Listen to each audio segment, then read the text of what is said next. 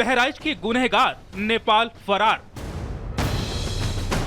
मिलेगा इंसाफ, गुनाह नहीं होगा माफ। बहराइच में रामगोपाल से बर्बरता करने वाले गुनहगारों की तलाश अब तक जारी है। पीड़ित परिवार सिर्फ एक ही मांग कर रहा है और वो है इंसाफ, इंसाफ और इंसाफ। पुलिस ने 50 से ज्यादा गिरफ्तारियां की हैं, लेकिन जिनके हाथ रामगोपाल के खून से रंगे हुए हैं वो आखिर है कहां? बर्बरता की हर हद को पार करने वाले आखिर किस बिल में छिपे हैं? खबर है कि आरोपी अब्दुल हामिद नेपाल भाग गया है। यही नहीं, उसके दोनों बेटे सरफराज उर्फ सलाम और फहीम भी अभी तक पुलिस की गिरफ्त से दूर है। कहा जा रहा है कि तीनों ही नामजद आरोपी नेपाल भाग गए हैं। नेपाल तो हमारा मित्र देश है।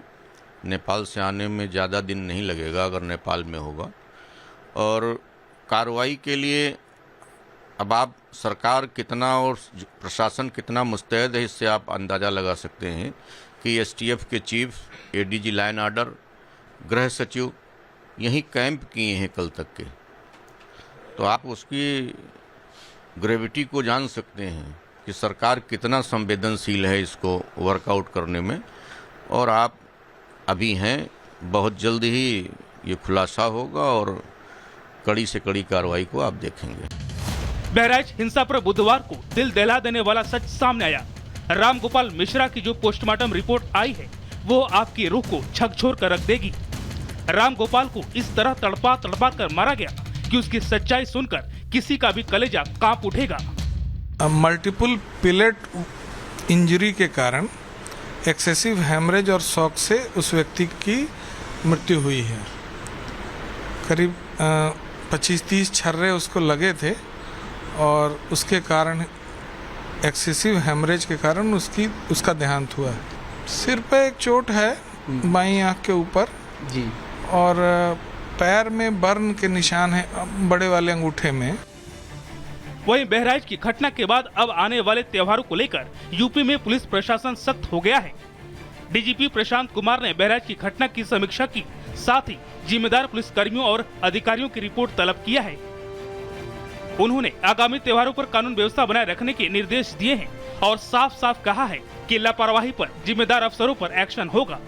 बहराइच के गुनहगारों की तलाश में अब योगी सरकार क्या एक्शन लेती है ये देखना होगा। जहां एक परिवार न्याय का इंतजार कर रहा है, वहीं राज्य में कानून व्यवस्था को लेकर भी एक पुख्ता संदेश दिया जाना भी जरूरी है। Bureau report, Republic Bharat.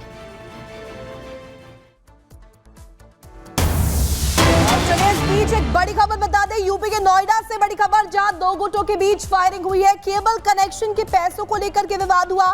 पैसे मांगने पर घर पर फायरिंग की गई है। सेक्टर 20 थाना इलाके का यह पूरा मामला बताया जा रहा है।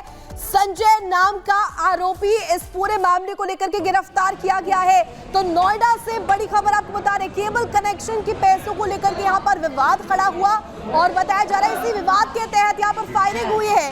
एक व्यक्ति के घर के बाहर फायरिंग की गई, पैसे मांगने पर घर पर यह फायरिंग हुई है। तो पूरा मामला सेक्टर 20 थाना इलाके का संजय नाम का व्यक्ति अब गिरफ्तार किया गया।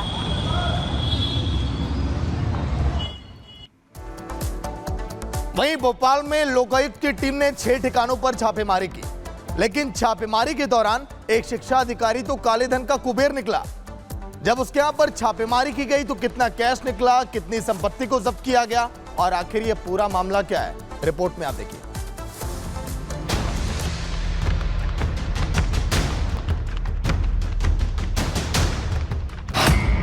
भोपाल में शिक्षा विभाग का काला कुबेर,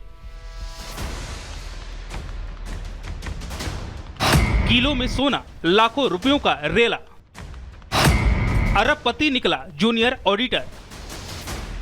नेता और कारोबारियों को आपने देखा जिनके ठिकानों से काले धन का कुबेर निकला, लेकिन अब जो कैशफ्लो का संसार मिला है एक शिक्षा विभाग के जूनियर ऑडिटर के घर। मध्य प्रदेश की राजधानी भोपाल लोकायुक्त की टीम ने छापा मारा तो अधिकारियों के होश उड़ गए।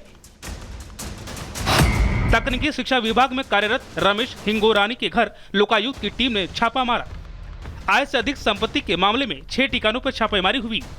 रेड के दौरान कैश, डायमंड और सोने चांदी के कीमती गहने, कई संपत्तियों के दस्तावेज, निवेश के कागजात, 4 कार, 5 लग्जरी 2 पहिया वाहन भी मिले। भोपाल लोकायुक्त की टीम ने आज एक बड़ी कार्रवाई की है। ये कार्रवाई तकनीकी शिक्षा विभाग में ग्रेड 1 के पद पर पदस्थ रमेश हिंगोरानी जो हैं, इनके आवास के साथ साथ इनके 6 ठिकानों पर एक साथ लोकायुक्त की टीम ने कार्रवाई की है। ये लोकायुक्त के तमाम अफसर हैं जो कि इस घर में, जो कि रमेश हिंगोरानी का घर है, यहाँ पर सुबह 6 बजे से मौजूद है। यहाँ से काफी मात्रा में कैश, सोने के जेवर, डायमंड और प्रॉपर्टी के दस्तावेज मिले हैं। कैश की संख्या इतनी ज्यादा है कि यहाँ पर नोट गिनने की मशीन भी यहाँ बुलाई गई है। हमारे बीजे जो है थोड़ी तस्वीरें भी दिखाने की कोशिश करेंगे। घर के अंदर हालांकि जाने को अलाउ नहीं किया है, लेकिन ये जो पूरा कैंपस है ये रमेश हिंगोरानी का है और इनके इस घर के अलावा 6 ठिकानों पर एक साथ रेड की है लोकायुक्त की टीम ने।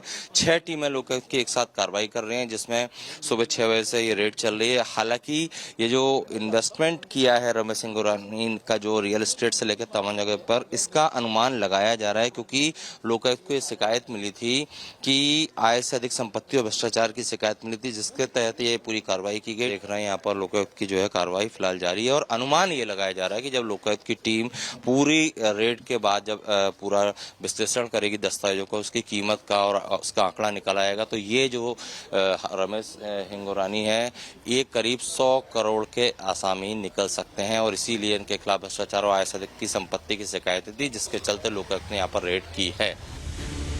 नोटों का अंबार मिला तो उसे गिनने के लिए मशीन मंगानी पड़ी, तब जाकर कैश फ्लो की गिनती हो सकी।